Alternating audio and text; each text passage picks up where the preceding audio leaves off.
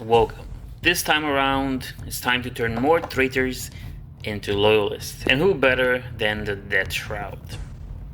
The biggest issue I see right now is that, well, it's not really that I see right now, but the idea is that Nurgle has a bunch of weird mutations of spikes and grown tentacles and stuff like that, which is gonna make this way too hard. For example, on this thing, there's this part. This chest part has a big maw on it. And that's a lot of work, and I don't have green stuff. I just cut stuff and then glue over it. So this is gonna be interesting. It's going to be hard, that's for sure. First things first, I started with the backpack, with the, I guess, the back part, which luckily for me only had like one ugly element. And then I'm just gonna put one of these heads that I've made sure to not have horns or a tentacle coming out of its mouth, which I presume is rather horrible. For the first front piece, I'm gonna be using this, which is what exactly, number 4. The tentacles might be an issue. I have no problem with the bullet holes and the cuts and stuff, because it makes sense. Okay, it's battle hardened armor and stuff like that. But I'm gonna have to cut the tentacles up. So far so good. Now it looks a little bit more normal, if you excuse the blood, but that's a different issue. Now let's combine these together. Hey, he's starting to look like something.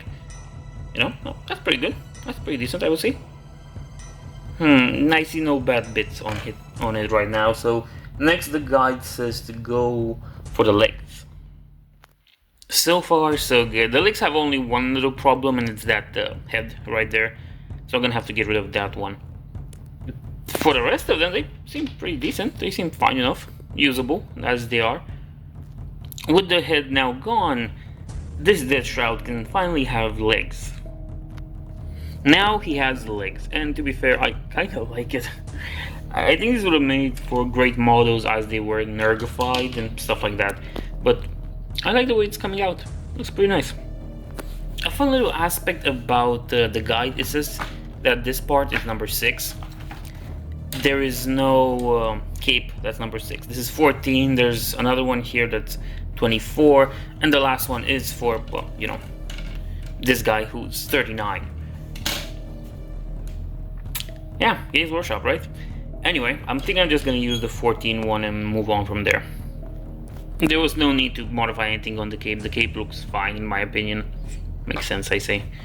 So now let's move on to the next part. Now this part will come on top of the dude over here, but as you can see, protrusions, spikes, and something that looks like the circles of Nurgle. So this one will need choppy, going choppy all over it. Yeah, I think this is doable. Of course, again, you know, battle damage, you can see it on it, so that's pretty good in its own right. Hey, he looks better now. He has proper pauldrons. Of course, there's this big hole here, and I'm having doubts and issues because the guy wants me to put this gnarly thing on it, this thing with spikes and whatever, and then just, oh, decorate it with Nurgle stuff. But I think I'm just gonna leave him like that. He's just gonna have a hole in his back. Look, there's a story about a guy that managed to live with like half of his brain or something like that. I think this guy can do fine with just the hole in his back. Or he's done on his back. Sure, why not?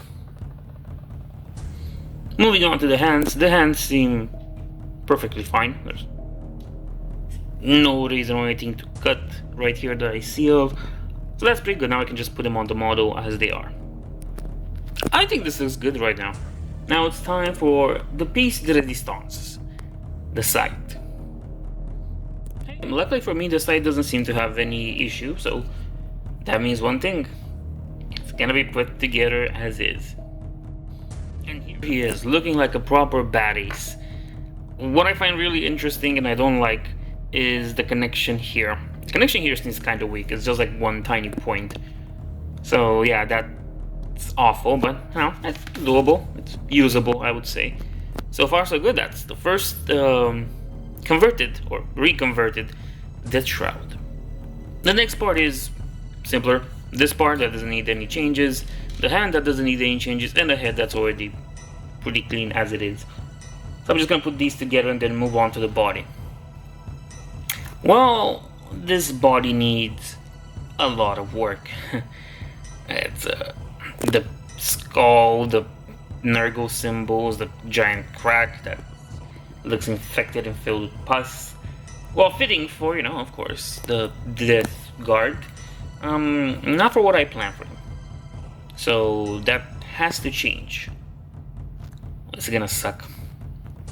So this is what I could come up with so far. Basically change the texture of the thing and fill the holes quite badly. But it is what it is, time to put it on. These legs are not as lucky as the last ones. As you can see, this one has like a giant bomb with tentacle around it. This one has spikes. So all these have to go immediately.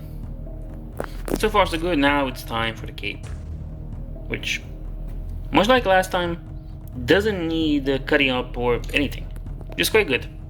Looking alive, looking very alive. Time to put now the back piece. That will also mean he has another hole. I think this is gonna be a theme for all of these. They're gonna have holes in their back, so whatever. This piece will also need some work done. As you can see, there are some tentacle stuff, but you can probably write them off as cables. But this face right here, this demon thing, it has to go. Easy peasy. Now let's put it together. Who's my chunky boy? Who's my chunky boy? You are. Yes, you are. And since I'm gonna skip over all the Nergal stuff, it's just time to put the sight on him. Little mistake before doing the sight. I had to glue this part on, well, badly right now, before I can put the sight in because, well, that's kind of his hand. And I realized this once I saw that this part isn't really fitting properly. Another chunky boy for the collection. Now it's time for the last one, and this is gonna be the champion, which I can make in a few couple ways, so I'll have to pick which one and then come back to you. So the champion's head is on his back part. Now it's time for the chest. And as you can see, the chest requires a few cuttings ups. Yeah, of course everything did in this thing. But overall, I feel like this requires the least, or something. It just feels like they're all properly placed, where it's not gonna be that big of a hassle. I'm gonna keep the breather or whatever those things are like that, because it would ruin too much of the miniature if I just started cutting up those. So we're just gonna say this guy just has 3 holes there because he can. The alternative to this is using the gaping maw one, and this is a bigger pain to take care of. So yeah, I'm gonna use this one. There's so much microplastic around here, they're gonna find it after I'm dead. Nevertheless, this part is done. It's time to glue it together. I kinda like this little bugger. To be honest, I kinda like him. He looks interesting. Well, time to move on to the legs. The legs are on. I skipped showing you the process of, well, there was a ball here that I cut up, there were some spikes, and I like this part. I'm gonna keep it. Come on. No, is it? Yeah, it's here. I like this part, I'm gonna keep it. I wanna feel like this is just his armor breaking apart at the legs because of battle and stuff like that. So, moving on now. I also skipped over the cape because, as we all know, the capes never need cutting because apparently those are the only things that didn't turn to Nergal. So that's good. You know, a little back piece with the pauldrons and stuff. It's filled with teeth, but the other option is more annoying because it has a giant horn on it. Where here? So I think this one would be doable. I think this one will be better, in fact. Now that I look at it, I think it would be better just get rid of the horn. It would look better overall. So I think I'm just gonna use this one and get rid of the horn. Okay, this one really looks better, so I'm just gonna use this one. This is like perfect. Now, with that done, a little, I guess, what you want me to do next is put the head of the sight. So, of course, as always, the sight doesn't need to change, but this one, well, this one just might. As you can see, the Nergal ball there, I could just leave it like that, to be honest, and I don't think there will be a problem. Sure, why not? I'll leave it there. With the sight done, I realized this guy has like a hole here. Now this can be filled with a gun, some monstrosities I think, or with this hand thing that I need to cut up a little bit more. So I'm just gonna put this thing here, just the protection for his hand. I had to put the little gun thingy that of course didn't require any changes or whatever here, because pretty much that's how it works for them. He only has one option for that hand, and it's just a bunch of bells, which I think could be fitting. They're the death guard for who the bells toss or whatever. I guess it works for them. So I'm just gonna put that in, and the champion's done too. Yay! And there he is in all his splendor and glory. And there you have it, the three amigos converted Deathshroud back to their loyalist roots. Which is a little bit weird because it doesn't really much seem like I've converted them much. Or at all at the end of the day. It's just cutting up a few things and then boom, proper Deathshroud. And I think that's mainly because the Death Guard and what are they called? The Thousand Sons are probably the closest to their Heresy era designs. Then of course you have the World Eaters, which are also very good, but way more ornated.